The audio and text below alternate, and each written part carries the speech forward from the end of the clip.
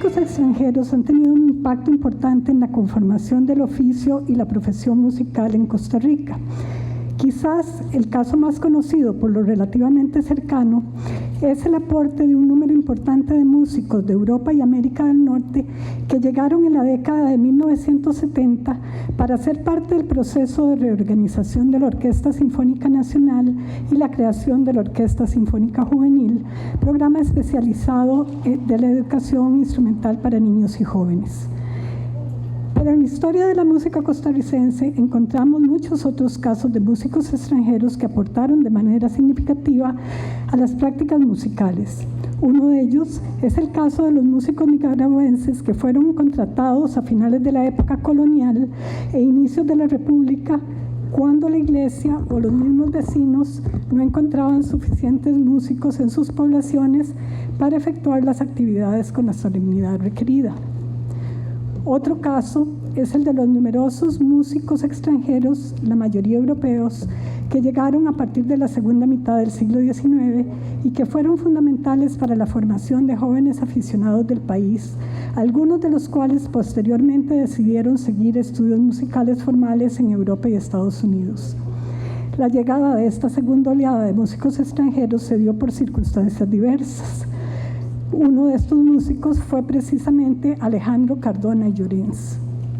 Alejandro Cardona llegó a Costa Rica el 16 de octubre de 1853 con 26 años, luego de un largo periplo que lo llevó de su natal Menorca a Argelia y Panamá.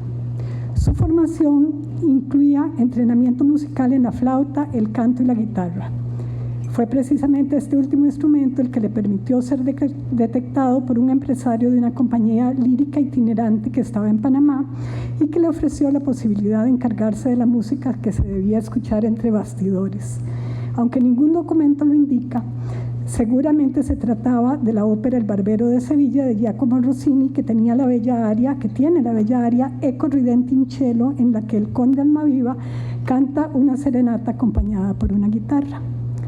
La costumbre de completar el elenco musical de las compañías líricas itinerantes con instrumentistas locales permitía a dichas compañías bajar los costos, pero también contribuía a un intercambio importante entre artistas extranjeros y locales y permitió específicamente a Cardona vivir en Panamá durante casi 2 años y trasladarse a Costa Rica en octubre de 1853.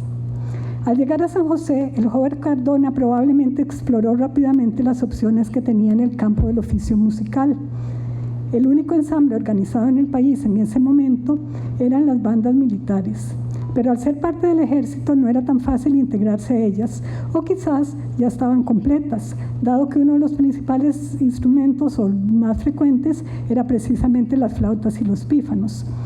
Por otro lado, en ese momento no existían coros, orquestas ni agrupaciones de cámara estables a las cuales pudiera integrarse como cantante o como instrumentista. Aunque a finales de 1853 sabemos por los periódicos que en el Teatro de Mora se presentaban obras teatrales, al no ser obras líricas no requería apoyo instrumental, entonces no podía hacer lo que había hecho en Panamá. Pero Cardona sí pudo percibir un ambiente propicio para ofrecer sus servicios musicales, dado que desde la década de 1840, gracias al cultivo del café, el país se había incorporado al mercado mundial y con ello se iniciaron cambios económicos y sociales importantes. Como han estudiado varios historiadores, la sociedad josefina buscaba insertarse en la modernidad, apreciaron nuevas actividades, nuevos patrones de consumo y con ellos nuevos servicios. Poco a poco, la música se convirtió en un bien más de consumo y de diferenciación social.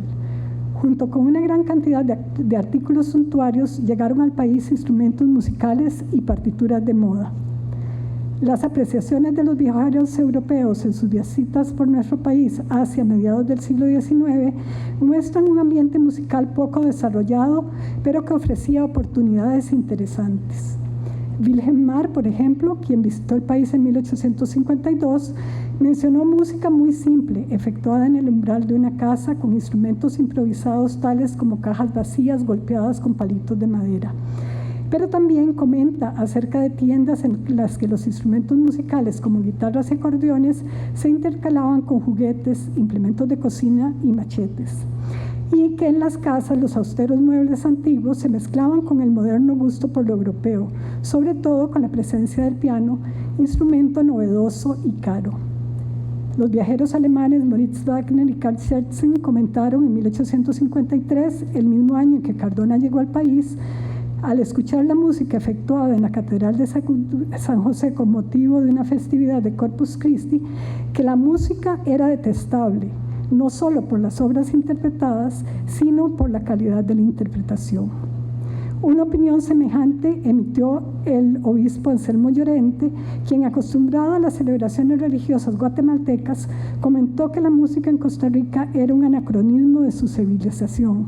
Oyéndola se cree cualquiera trasladado a la época de la provincia de Costa Rica.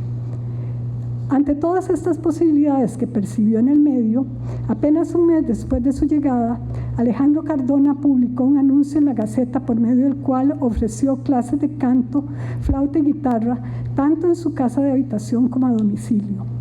Pero Cardona no era el único músico ofreciendo clases privadas. En esas mismas décadas, otros músicos extranjeros ofrecieron sus servicios como profesores de canto o instrumento, como afinadores de pianos o como arreglistas, o sea, arreglo de piezas, ¿verdad? Estos profesionales se establecieron a veces por cortas temporadas para poder complementar las exiguas entradas que recibían en las representaciones escénicas. Otras veces decidieron establecerse definitivamente en el país. Los instrumentos que enseñaban eran sobre todo el violín, el piano, la guitarra, la flauta, el canto y en algunos casos materias teóricas como el solfeo. Entre los músicos extranjeros que se establecieron en el país en esa época están Pantaleón Zamacois, Mateo Fournier, Vicente Lagner, Pedro Bisoni, Enrique Olintometti, Eladio Osma y José Campabadal, además de Alejandro Cardona. Pero también había músicos nacionales, algunos pocos, como por ejemplo Manuel María Gutiérrez, director general de bandas y autor del himno nacional, que también ofrecía diversos servicios musicales. Esta importante competencia es lo que quizás llevó a Alejandro Cardona a finales de la década de 1850 a diversificar su oferta, al fundar una barbería. En ella continuó impartiendo clases de instrumento y de canto, pero también vendía los instrumentos y partituras, piezas y métodos para guitarra, flauta, armonio, clarinete y pistón bajo, así como métodos de solfeo. También vendía variedad de instrumentos musicales como flautas, clarinetes, pistones, trombones, cuerdas y todo tipo de instrumentos de repuestos para instrumentos musicales. Anuncios publicados por Cardona en diversos momentos permiten descubrir algunas de sus tácticas de venta. En abril de 1858 señalaba ofertas especiales para sus estudiantes, abro comillas. Los discípulos no tienen necesidad de comprar ningún libro, porque además de los mejores métodos, tengo una gran colección de piezas de muchos autores antiguos y modernos, de los cuales los discípulos pueden escoger sin que paguen más que la mesada. Unos años después, suplicaba al público a pasar rápidamente por las partituras e instrumentos musicales encargados, y hacía esta advertencia porque decía que había perdido los apuntes donde había anotado quién le había pedido qué. A partir de mediados de la década de 1860, las publicaciones en los periódicos relacionadas con eventos musicales cambiaron. Ya no solo se ofrecían clases, servicios e implementos musicales, sino que registran el surgimiento de sociedades filarmónicas y la organización de veladas lírico-literarias, espacios y actividades en las que los profesores extranjeros que mencionamos y sus jóvenes alumnos coincidían. A medida que el siglo XIX avanzaba, en los cada vez más numerosos programas de veladas efectuadas, los aficionados y sobre todo las aficionadas fueron el componente fundamental. En esta época descubrimos una nueva faceta de Alejandro Cardona, la de empresario, ya que era el encargado de recaudar el dinero de los conciertos organizados en beneficio de diversas causas. Un buen ejemplo de esto es el concierto vocal instrumental a beneficio de Santa Cecilia, efectuado el 23 de septiembre de 1871 en el Teatro Municipal. Cardona también incursionó como director de conjuntos vocales e instrumentales. En algunos casos se encargó de organizar pequeños coros que apoyaban las presentaciones de las compañías líricas itinerantes que pasaban por la ciudad. Pero dado que las compañías líricas que visitaron el país eran 1, 2 o 3 al año, la dirección coral no pudo haber sido muy intensa. Más prolongado fue su aporte como director de bandas. A inicios de la década de 1880, las 6 bandas militares existentes, San José, Cartago, Alajuela, Heredia, Punta Arenas y Liberia, pasaban por un buen momento. Los instrumentos de viento habían tenido mejoras importantes a nivel de construcción, lo que los hacía más afinados y más fáciles de ejecutar. Y con estas mejoras incorporadas habían llegado al país. Por otro lado, leyes, decretos y acuerdos regulaban y ordenaban el trabajo de las agrupaciones supervisadas por Manuel María Gutiérrez, el director general. Pero siendo las únicas agrupaciones estables del país, no daban abasto con las presentaciones. Eran las agrupaciones encargadas de dar lucimiento al ceremonial cívico y religioso, pero también estaban a cargo del entretenimiento de la población. Por esta razón, en las últimas décadas del siglo XIX, en las diversas poblaciones del país empezaron a surgir pequeñas bandas y filarmonías locales que replicaban las funciones de las bandas militares. Una de estas agrupaciones surgió en 1879 en San Ramón, integrada por 14 músicos y con Alejandro Cardona como director. Durante varios años, la llamada Banda de San Ramón, pero que por la cantidad de integrantes era más bien una filarmonía, efectuó una intensa actividad, no solo en San Ramón, sino en poblaciones aledañas.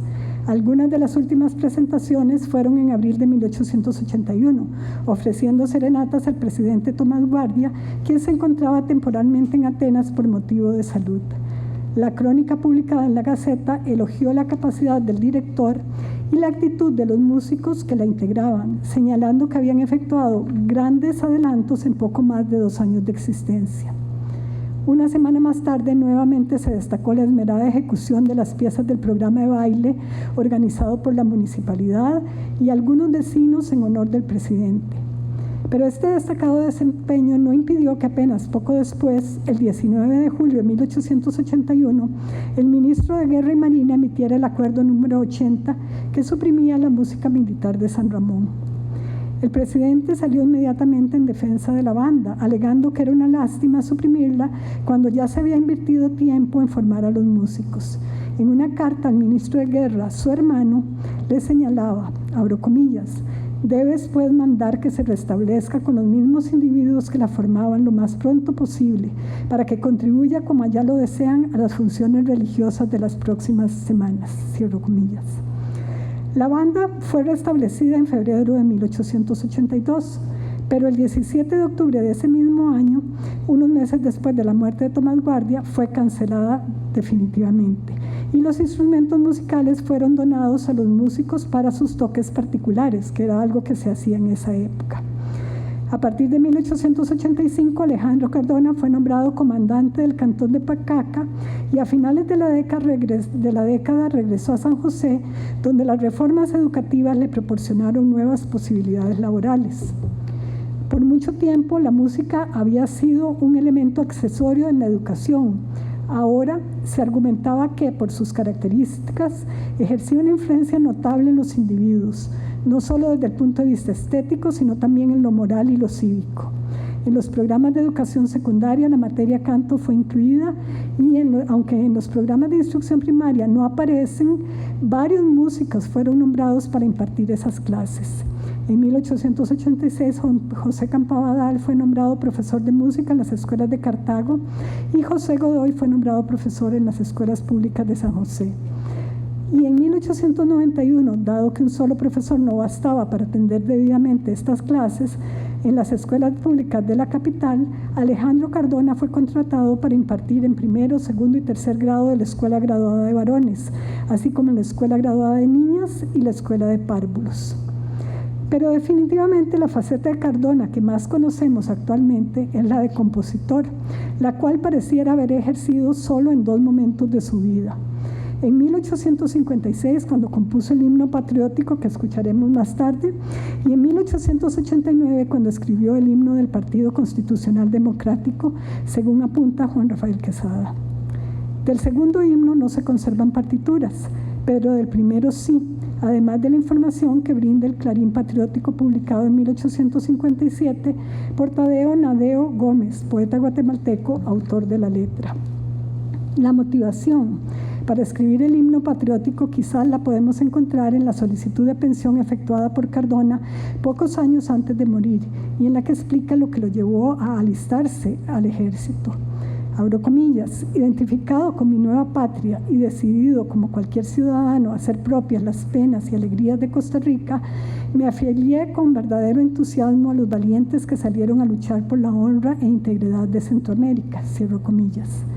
Lo que sí sorprende es que en el breve recuento sobre su participación en las campañas que efectúa en dicha solicitud, en ningún momento menciona que el himno se haya entonado. Tampoco lo explicitan los apuntamientos históricos publicados por entregas en el periódico El Heraldo de Costa Rica entre el 13 y el 27 de junio de 1897, en los que narra con más detalle su participación en el conflicto. Como ocurre con otros cánticos patrióticos de Costa Rica, entre ellos el himno nacional, se conoce de su existencia por las partituras que han llegado al presente, pero en la época no se menciona necesariamente o explícitamente que hayan sido entonados. Del himno patriótico de Alejandro Cardona existen 4 partituras manuscritas en el Archivo Histórico Musical de la Escuela de Artes Musicales de la Universidad de Costa Rica. Una de las partituras está instrumentada para banda, 2 están escritas para voz y piano y la 4ª es para guitarra y 2 voces.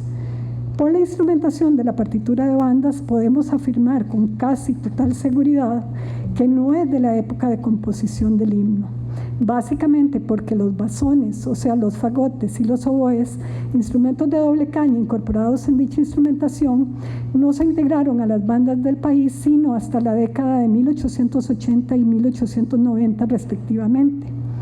La banda de San José en 1856, año de composición del himno de Cardona, estaba integrada por flautas, clarinetes, corneta, clarín, trombones y percusión, pero no tenía basones ni oboes.